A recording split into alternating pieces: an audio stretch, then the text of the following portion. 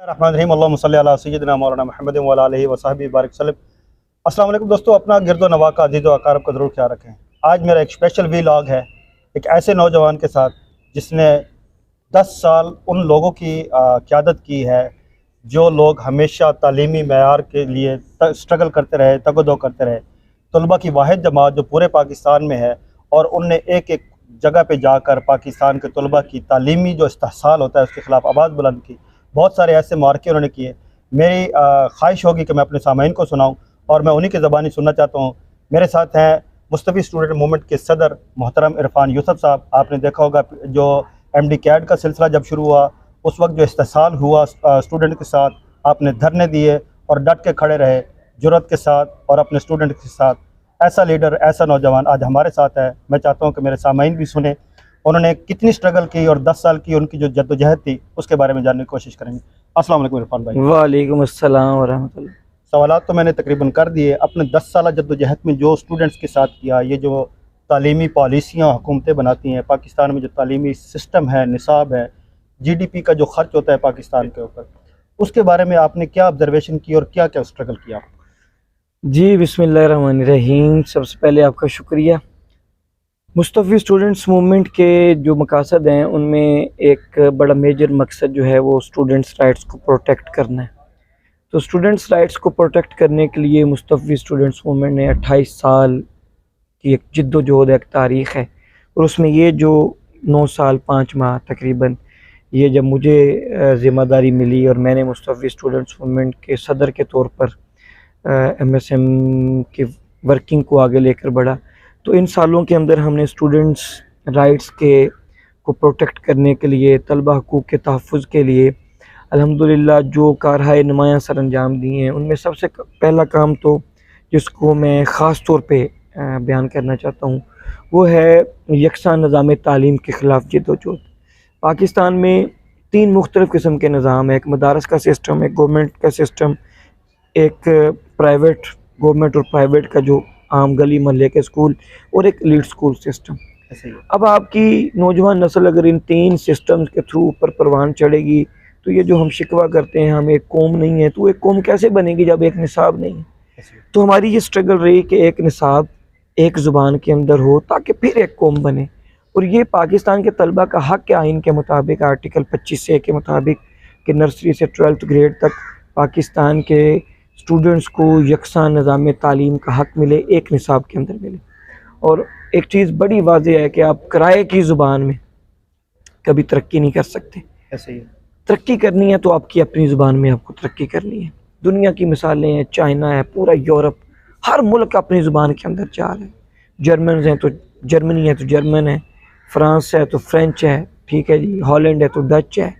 ہر ملک، آپ کا ایران ہے، کتنی پابندیوں کے باوجود ابھی تک کھڑا ہے، فارسی میں ہے، برٹش ہے، انگلش میں ہے، ٹھیک ہے۔ تو آپ کی اگر قومی زبان اردو ہے تو پھر آپ کو اپنی قومی زبان اردو کے اندر آگے آنا ہوگا۔ یہ کمپلیکشن ایک پایا جاتا ہے جس کے اوپر آپ یہ نے چیز بات ہے۔ کی۔ تو یہ یکساں نظام تعلیم کے لیے جد و جہد۔ دوسرا، پاکستان میں تعلیم کے اوپر خرچ نہیں کیا جاتا۔ ہم نے پچھلے کئی سالوں میں ہمیشہ طلبہ حقوق کے تحفظ کے لیے اور طلبہ کو اویئرنیس دینے کے لیے کیمپینز کی ہیں کہ ٹوٹل جی ڈی پی کا 5% تعلیم پہ خرچ کرو۔ کیوں کرو؟ یو این او کا چارٹر ہے، جتنے رکن ممالک ہیں کہ آپ 4.4% تعلیم پہ خرچ کریں گے۔ اس کے لیے سیمینارز ہیں، education budget seminars, education budget March, ہر سال بجٹ سے پہلے اس کے لیے ایک سٹرگل، کوشش پورے پاکستان کے اندر ماحول سازی، چونکہ اسٹوڈنٹس کو پتہ ہی نہیں ہے کہ ان کا حق کیا ہے، ان کو ان کے حق سے روشناس کروانا، ان کے حق کی آگاہی دینا، اور شعور دے کر پھر ان کو اس کے لیے سفارہ کرنا تاکہ وہ اپنے حق کے لیے آواز اٹھائیں۔ اس لیے کہ بچہ بھی جب تک روتا نہیں ہے نا، اس کی ماں اسے دودھ نہیں پلاتی، تو جب تک آپ اپنے حق کی آپ کو پہچان نہیں ہوگی، آپ حق مانگیں گے کیسے؟ یہ چیز اسٹوڈنٹس رائٹس کے لیے۔ پھر مختلف ایشوز قومی سطح کے جو آتے رہے، اس کے اندر آپ حالیہ تاریخ میں جو ایم ڈی کیٹ کا ایشو آیا، بالکل ایسے ہی اس میں ایم ایس ایم نے پورے دنیا کے اندر جو پاکستانی اسٹوڈنٹس تھے ان کی آواز بنی، ایون امریکہ کے اندر جو اسٹوڈنٹس تھے ان کے ایشوز تھے جو پاکستان میں آ کے کرنا چاہتے وہ تو آپ کی استقامت کو ساری دنیا دیکھتی ہے کہ جس طرح آپ کھڑے رہے۔ تو الحمدللہ پورے پاکستان کے طلبہ کی ہم آواز بنے، وہاں ڈی چوک پر ہم نے سٹرگل کی، ہم نے جناب، اور پھر صرف سٹرگل کر کے چھوڑ نہیں دیا، ہم عدالتوں کے اندر گئے، پھر عدالتوں کے ذریعے ہم نے جنگ لڑی، پھر وہ جو پارلیمنٹیرین حکومت چینج ہونے کے بعد ان سے رابطے میں رہے، اور بالآخر وہ جو ہمارا بل تھا وہ پی ایم ڈی سی کا آیا، پی ایم سی کا خاتمہ ہوا، اور اسٹوڈنٹس کو ایک ریلیف ملا بہت بڑا۔ یہ کتنا بڑا کام اللہ پاک نے ایم ایس ایم سے لیا ہے کہ جس کی نظیر نہیں ملتی، اور لاکھوں کی تعداد میں میڈیکل کے اسٹوڈنٹس کا آپ الحمدللہ اتنی دلیری سے یہ وہاں پہ مسئلہ رہے، ہوا۔ ایم ایس ایم کے لوگ وہاں پہ رہے۔ ایک اسٹوڈنٹ آرگنائزیشن پاکستان میں اس کو کام کرنے میں بڑی دشواری ہوتی ہے، اور جب ہم دیکھتے ہیں کہ آپ پاکستان میں تقریباً ہر صوبے میں ہر زون میں ایگزسٹ کرتے ہیں، تو یہ ایک میکنزم اور جس طرح کر کے آپ نے یہ ساری چیزیں اکٹھی کی اور پھر ایک آواز بنے، اتنی دیدہ دلیری کے ساتھ آپ نے یہ سارے کام کیے، اس کی بنیادی وجہ کیا ہے؟ اس کی بنیادی وجہ شیخ الاسلام ڈاکٹر طارق القادری صاحب ہیں، ان کی تربیت ہے، ان کے افکار ہیں۔ ہم تو لوئر مڈل کلاس گھرانوں سے تعلق رکھتے ہیں، اور یہ چیز میں ہمیشہ کہتا ہوتا ہوں کہ ہمارے اندر جرت، جذبہ، جوش، لوگوں کی مدد کرنا، لوگوں کے کام کرنا، ہمیں کیا پتہ ہے ان چیزوں کا، یا ہمارے بڑوں کو کیا پتہ تھا؟ یہ اللہ کا شکر ہے کہ ہم منہاج القرآن سے اٹیچ ہوئے، قائد محترم کے قدموں میں بیٹھنے کا موقع ملا، ان سے سیکھنے کا موقع ملا۔ ان کی تعلیمات ہیں کہ دین کے اوپر زندگی بسر کریں اور لوگوں کی مدد کریں اور لوگوں کے کام آئیں، سماجی خدمات میں آگے رہیں۔ اسی وجہ سے سیلاب کا موقع ہے، ایم ایس ایم ادھر بھی ہے، کووڈ ہے، ایم ایس ایم ادھر بھی ہے، ہیں وہ بھی اسٹوڈنٹ ہی ہیں، لیکن اپنی جیب سے لاکھوں روپیہ وہ کر کے اشارہ کرتے نئی ہیں۔ بات آپ بتا رہے تو ہیں، یہ اسٹوڈنٹ اپنی جیب سے ہاں اپنے جی، اخراجات ہاں پاکٹ منی سے یعنی وہ ڈونیٹ کرتے ہیں۔ بالکل ایسے۔ کیا جذبہ یہ ہے؟ ابھی سیلاب کے دنوں میں مستوفی اسٹوڈنٹس موومنٹ کے پلیٹ فارم سے تقریباً 4.5 ملین جو ایم ایس ایم نے جنریٹ کیا تھا، ماشاء تو ایسے تھا۔ تو یہ شیخ الاسلام ڈاکٹر طارق القادری صاحب کی تربیت کی وجہ سے ممکن ہوتا ہے، وگرنہ دنیا کی یہ مادیت زیادہ دور ہے، اس میں کسی کے پاس وقت نہیں ہوتا کسی کے لیے۔ آپ وقت نکالتے ہیں، چیزیں کرتے ہیں، تو اس کا مطلب ہے کہ آپ کسی کی آئیڈیالوجی پہ عمل کر رہے ہیں۔ تو ہم سب شیخ الاسلام ڈاکٹر طارق القادری صاحب کی آئیڈیالوجی پر عمل کرتے ہوئے یہ کر سکتے ہیں، اور اگر ان کی تربیت نہ ہو تو میں سمجھتا ہوں کہ میرے جیسا انسان یہ کام نہیں کر سکتا تھا، چونکہ میں اپنے بیک گراؤنڈ کو جانتا ہوں، میں اپنے جو ہے چیزوں کو جانتا ہوں، تو اس میں میجر یہ چیز ہے۔ اور ایم ایس ایم چونکہ ان کی فکر کی امین ہے اور ان کی فکر کتابیں آگے بڑھتی ہے، تو ایم ایس ایم کے اندر ان کی فکر جھلکتی ہے الحمدللہ۔ اور ایک چیز خاص طور پہ جس کا میں ذکر کرنا چاہتا ہوں، پاکستان میں تعلیمی ادارے نئے نہیں بن رہے، اور جو گورنمنٹ کے پہلے ان کو پرائیویٹائز کرنے کی کوشش کی جاتی ہے، ان کو پرائیویٹ اداروں کو بھیج دو، جو آپ کے اثاثے ہیں ٹھیک ہے وہ بھیج دو، اور تعلیم آلریڈی اتنی مہنگی ہے، ٹھیک ہے بزنس کے طور پہ اس کو بزنس کے طور پہ اس کو لینا چاہ رہے ہیں۔ تو یہ جب پرائیویٹائزیشن کا ہوا ہے، ایم ایس ایم نے اس کے راستے میں رکاوٹ بنی، اور ایم ایس ایم نے اپنا جاندار شاندار کردار ادا کر کے یہ دکھایا ہے ہمیشہ الحمدللہ کہ ہم طلبہ حقوق کے محافظ ہیں، ہمیشہ رہیں گے۔ اور مستوفی اسٹوڈنٹس موومنٹ کے سینئرز نے 28 سال پہلے جو سفر شروع کیا تھا، آج 29واں سال ہے، اس 6 اکتوبر کو 30واں سال شروع ہو جائے گا۔ یہ سفر کبھی رکا نہیں ہے، یہ سفر ایک تسلسل سے جاری ہے، اس میں ہر آنے والا نیا دن جذبے جوش کا امین ہوتا ہے، ہر بندہ آئے گا اپنے حصے کا کام کرے گا اور آگے منتقل کر دے گا۔ ہم نے بھی آگے منتقل کیا ہے، منتقل کر رہے ہیں انشاءاللہ، اور ہم یہ امید اور یقین کے ساتھ جا رہے ہیں کہ ہمارے بعد آنے والے ہم سے بڑھ کر انشاءاللہ کام کریں گے۔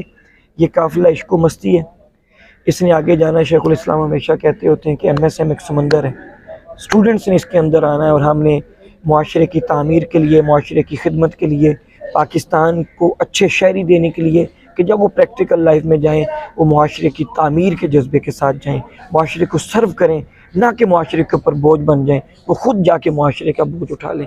ایسے افراد تیار کرنا یہ شیخ الاسلام کا خواب ہے، اور یہ کام مستوفی اسٹوڈنٹس موومنٹ الحمدللہ کر اور رہی ہے۔ بڑی مزے کی بات جو میں آپ سے جاننا چاہتا ہوں، تعلیمی اداروں میں جب ہم جاتے ہیں، پرائیویٹ اداروں میں جاتے ہیں، تو آپ دیکھتے ہیں بڑی بے برار روی اور سوشل میڈیا کا دور ہے، جو چیز ملتی ہے وہ اڈاپٹ کر لیتے ہیں اور ساری چیزیں جو ہے ان کو دیکھتے ہوئے یہ ساری چیزیں کر رہے ہوتے ہیں۔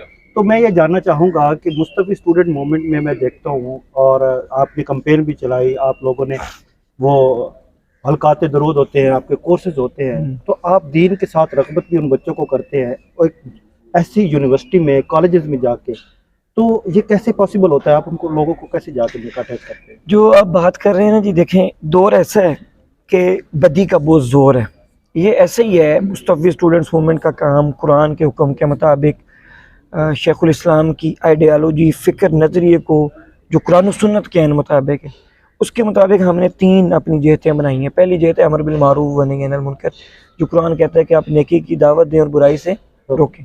دوسری تعمیر شخصیت، اور تیسری بیداری شعور۔ اب یہ جو امر بالمعروف و نہی عن المنکر کا کام ہے نا، یہ بالکل ایسے ہے کہ پورا معاشرہ یعنی بدی کا زور ہے تو وہ دریا کا ایک بڑا تیز بہاؤ ہے، اور اس میں امر بالمعروف کا کام کرنا، نہی عن المنکر کا کام کرنا، سمجھ لیں آپ نے دریا کے مخالف تیراکی کرنی ہے، ایسے ہی ٹھیک ہے۔ تو یہ اصل چیز یہ ہے کہ آپ نے جیسا بھی ماحول ہو، آپ نے اپنی دینی قدروں کو مٹنے نہیں دینا، اپنے دینی قدروں پہ قائم رہتے ہوئے اپنے سفر کو آگے بڑھانا ہے۔ اور میں سمجھتا ہوں کہ بدی جتنی بھی طاقتور ہو جائے، نیکی کی اپنی ایک طاقت ہوتی ہے، ایسے ہی اسلام کی اپنی ایک طاقت ہے، آقا صلی اللہ علیہ وسلم کی تعلیمات کی اپنی ایک طاقت ہے۔ جتنی بھی بدی آ جائے گی، جو کچھ بھی ہو جائے گا، یہ طاقت کبھی ختم نہیں ہوتی۔ تو وہ جب آپ پیغام لے کر جائیں گے معاشرے کے اندر خیر کا جذبہ موجود رکھنے کے لیے، شر بہت زیادہ ہے ایسے ہی لیکن خیر بھی کم نہیں ہے الحمدللہ۔ شیخ الاسلام وہ سورج کی مانند ہیں جس نے پوری دنیا کے اندر امر بالمعروف و نہی عن المنکر کا جھنڈا انہوں نے اٹھایا ہوا ہے۔ تو ہم کالجز یونیورسٹی میں جاتے ہیں، یہ آپ کی بات ٹھیک ہے کہ نوجوان نسل کی رغبت اس حد تک نہیں ہے، لیکن ایم ایس ایم نے اپنا کردار ادا کرنا ہے۔ تیز آندیاں بھی چلیں، چراغ نہیں بجھنے دینا، اس چراغ کو روشن رکھنا ہے۔ آقا صلی اللہ علیہ وسلم کی محبت کے لیے درود سرکل، قرآن فہمی کے لیے قرآن سرکل، فروغ علم کے لیے قرآن سرکل، اللہ پاک سے تعلق بندگی مضبوط کرنے کے لیے، تعلق باللہ کے اندر مضبوطی کے لیے، رجوع اللہ کے لیے شب بیداریاں، ٹھیک ہے، پھر معاشرے میں نفرت کے خاتمے کے لیے، محبت کے فروغ کے لیے دعوت، پھر نوجوانوں کو انفرادیت سے نکال کر اجتماعیت میں لانا، پھر علائے کلمت الحق کے لیے تیار کرنا، ان کو غلبہ اسلام کی جد و جہد کے اندر لے کے آنا، کہ وہ ان کی جو ماضی تھا شاندار وہ یاد کرایا جائے۔ یہ آج امریکہ سپر پاور ہے، اس سے پہلے رشیا تھا، اب چائنا اوپر آ رہا ہے، یہ تو کل کی باتیں ہیں، 200 سال کی باتیں ہیں۔ اس سے پہلے تو مسلمان 1441 سال اسلام کے ہیں، تو 1100 ساڑھے 1100 سال تو اسلام سپر پاور ہے۔ ایسے ہی تو وہ عروج پھر سے ایک مسلمان نوجوان کا خواب ہونا چاہیے، ان کے اندر وہ جذبہ تڑپ پیدا کرنے کے لیے یہ ساری ایفرٹس شیخ الاسلام کے دیے ہوئے فکر و نظریہ کے مطابق الحمدللہ مستوفی اسٹوڈنٹس کو ملتے ہیں۔ سائنٹیفک ساری آپ کی تعلیمات اور علوم عصری کے ساتھ ساتھ دین کے ساتھ رغبت اور دینی سارے معاملات، یہ آپ کے ساتھ جب جڑے تو ایک مکمل انسانیت فیل ہوئی، یا کچھ تھوڑا سا سوسائٹی نے آپ کو ہٹ گئے، یا سوسائٹی سے کچھ چیزیں دیکھی کہ سوسائٹی سے مجھے دور ہوتا چلا جا رہا ہوں، کوئی ایسی کوئی چیز کبھی فیل ہوئی؟ نہیں، یہ تو دیکھیں نا جی، یہی تو اصل جو تھا۔ لبرلزم لوگ نہیں، کرتے ہیں وہ یہ تو- چیزیں، وہ کہ جی وہ یہ تو- پرانے دور کی باتیں ہیں، یہ نیا دور ہے، یہ وہ تو آج کے دور کی جو لنڈے کے لبرلز ہیں ان کی باتیں ہیں۔ اصل تو انسان جو ہے وہ وہی ہے۔ دیکھیں نا، آج لوگ خواتین کے حقوق کی بات کرتے ہیں، عورت مارچ ہوتے ہیں اور اخلاق باختہ قسم کی چیزیں ہوتی ہیں۔ مجھے یہ بتائیں کہ اسلام سے بڑھ کر کس نے عورت کو دی ہے؟ دور جاہلیت میں بچیوں کو زندہ درگور کیا جاتا تھا، اور رسول پاک صلی اللہ علیہ وسلم کی بیٹی سیدہ کائنات جب آتی تھی تو آپ اٹھ کے کھڑے ہو جاتے تھے۔ ایسے ہی تو اسلام سے بڑھ کر کس نے عورت کو حقوق دیا اور عزت دی ہے؟ ایسے ہی تو یہ ایک سوچ ہے جو یہ دیسی قسم کے لنڈے کے لبرلز کا ایک جو پورا ہے۔ اصل چیز یہ ہے کہ آپ نے جو شیخ الاسلام فرماتے ہوتے ہیں کہ پچھلی صدیوں سے بھی جڑے رہنا ہے، ٹھیک ہے، اور آئندہ آنے والے جو آگے آنے والے چیلنجز ہیں ان کو بھی فیس کرنا ہے۔ تو آپ نے دین کے ساتھ بھی جڑنا ہے، آپ نے عصری تعلیمات کو بھی نہیں چھوڑنا، چونکہ اس کے ذریعے آگے بڑھنا ہے اور دین کی قدروں کو زندہ رکھتے ہوئے آگے بڑھنا ہے۔ کیوں کہ ہماری بیس اسلام ہے، ہماری بیس اسلام کی تعلیمات ہیں، ان پہ جتنا ہم چلیں گے اتنی کامیابی جو ہے نا ہم آگے بڑھیں گے۔ وہ قرآن کی دعوت تھی جس کو لے کر مسلمان اٹھے تھے، اور رسول پاک کا صلی دور، اللہ علیہ وسلم۔ حضرت ابوبکر صدیق رضی اللہ تعالیٰ عنہ آپ کا دور، اور جناب عمر فاروق رضی اللہ تعالیٰ عنہ آپ کا دور، اتنے کم عرصے میں مدینہ سے نکل کر مسلمانوں کی سلطنت 22 لاکھ مربع کلومیٹر تک پھیل گئی تھی۔ ایسے ہی میسج تو یہی تھا، آج پھر اس میسج کو زندہ کرنے کی ضرورت ہے، اور شیخ الاسلام وہ کام کر رہے ہیں اور ہم ان کے ورکر کے طور پہ الحمدللہ کام کر رہے ہیں۔ آخری بات جاننا چاہوں گا، یہ تعلیمی جو فقدان ہے، استحصال ہے، اس کے اوپر آپ نے اسٹرگل جاری کیے ہوئے ہیں، اور نوجوانوں میں اس کی جو طلب ہے بڑھتی جا رہی ہے، جذبہ حب الوطنی جو ہے وہ پیدا کرنا، تعلیمی شعور دینا، اور نصاب کو جو ہے وہ اپنی قومی زبان میں لے کر آنا، آپ کے یہ سارے ایجنڈے رہے ہیں۔ اس میں آگے جو ہے آپ کیا دیکھ رہے ہیں کہ یہ حکومتیں پاکستان میں یہ چیزیں بنپنے دیں گی کہ نہیں؟ دیکھیں جی، فی الوقت تو اگر آپ حکمرانوں کو دیکھیں، پاکستان کے حالات کو دیکھیں، فی الوقت تو حکومت کی ترجیح تعلیم نہیں ہے۔ معاشرے ترقی وہ کرتے ہیں جہاں پہ تعلیم ترقی کرتی ہے۔ بدقسمتی سے ابھی پچھلے سارے سالوں میں بھی ابھی بھی جتنی حکومتیں ہیں ان کی ترجیح تعلیم نہیں رہی۔ اب صرف اتنا دیکھ لیں کہ پچھلے 2 سالوں کے اندر 7 لاکھ نوجوان ملک سے باہر چلے گئے ہیں پڑھنے کے لیے یا اس کے لیے۔ برین ڈرین ہو رہا ہے، پاکستان سے جو اچھا دماغ ہے وہ جا رہا ہے۔ اس چیز سے بچانے کے لیے ضرورت اس امر کی ہے کہ گورنمنٹ ایک کم از کم 10 سال پر مبنی ایک معاشی پالیسی بھی بنائے اور ایک تعلیمی پالیسی بھی بنائے۔ اور وہ تعلیمی پالیسی ایسی ہو کہ پھر کوئی بھی حکومت آئے۔ مسئلہ یہاں پہ یہ ہے کہ اگر ایک حکومت ایک کام کرتی ہے نا، اگلی حکومت آ کے اس کو کہہ رکھے کہ اس نے شروع کیا، بے شک اچھا انیشیٹو ہو، اس کو ختم کر۔ تو یہ ایسی چیزیں ہوں جن کو سپریم کورٹ کی ایشورنس ہو، جس کو اداروں کی سپورٹ ایشورنس ہو کہ کچھ پالیسیز، معاشی پالیسی، تعلیمی پالیسی یہ ایسی ہونی چاہیے کہ کوئی گورنمنٹ آئے اس کے اندر چینج نہیں ہونا چاہیے، بیٹھ کے وہ بنائے، پھر ملک آگے بڑھ سکتا ہے۔ وگرنہ تو ہم تعلیم میں بہت پیچھے ہیں، اب تو نوجوانوں کے چیزیں لیے ختم ہو گئی ہیں۔ نوجوانوں کے لیے میرے سامعین کے لیے پیغام؟ نوجوانوں کے لیے پیغام یہ ہے کہ آپ 3 چیزیں کریں۔ ایک، علم کے اوپر فوکس کریں، تعلیم کے اوپر فوکس کریں، چونکہ آپ تعلیم میں پیچھے رہ گئے تو آپ معاشرے کو سرو نہیں کر سکیں گے، آپ معاشرے کا بوجھ نہیں اٹھا سکیں گے، بلکہ معاشرے پہ آپ جا کے بوجھ بن جائیں گے۔ تو پہلی تعلیم پہ توجہ دینی ہے۔ کیوں؟ اس لیے کہ آپ ترقی کریں گے، آپ کی فیملی ترقی کرے گی، آپ کا معاشرہ ترقی کرے گا، آپ کا گاؤں، شہر، آپ کا ملک ترقی کرے گا، ایک آپ کے ترقی یافتہ ہونے سے اور ایک آپ کے علم کے میدان میں آگے بڑھنے سے۔ پہلی یہ بات۔ دوسری یہ بات ہے کہ آپ نے ہر صورت جب پریکٹیکل لائف کے اندر جانا ہے، جذبہ یہ رکھنا ہے کہ میں نے معاشرے کو سرو کرنا ہے۔ اگر ہم معاشرے کو سرو نہیں کریں گے تو یہ ایک ایسی بڑی لائبلٹی ہے جو بڑھتی جا رہی ہے۔ یہ نہ ہو کہ یہ معاشرہ اس بوجھ تلے دب جائے۔ تو ہم نے معاشرے کو سرو کرنا ہے۔ زندگی صرف اپنے لیے نہیں گزارنی، زندگی ان لوگوں کے لیے بھی گزارنی ہے جن کو حقوق میسر نہیں ہے۔ یہ دوسرا پیغام۔ اور تیسرا میرے بھائیوں، آخری پیغام یہ ہے کہ گول آپ کا کوئی بھی ہو، آپ ڈاکٹر بنے، انجینئر بنے، کچھ بھی بنے، گول آپ کا کچھ بھی ہو، لیکن مقصد اللہ کی رضا ہونی چاہیے۔ زندگی ایسی گزاریں جو اللہ کی رضا میں گزرے۔ بہت شکریہ جناب، بہت شکریہ آپ کے قیمتی وقت کا۔ جزاک اللہ، تھینک یو۔ اللہ تعالیٰ آپ کی یہ کاوش قبول فرمائے اور ملک پاکستان کو اللہ پاک ہمیشہ خودداری، خود مختاری اور پھلتا پھولتا بنائے اور پاکستان کی عوام اور ہم سب کی خیر ہو۔ آمین۔ سامعین، اپنا اور اس چینل کا ضرور خیال رکھیں۔ مجھے دے اجازت، السلام علیکم۔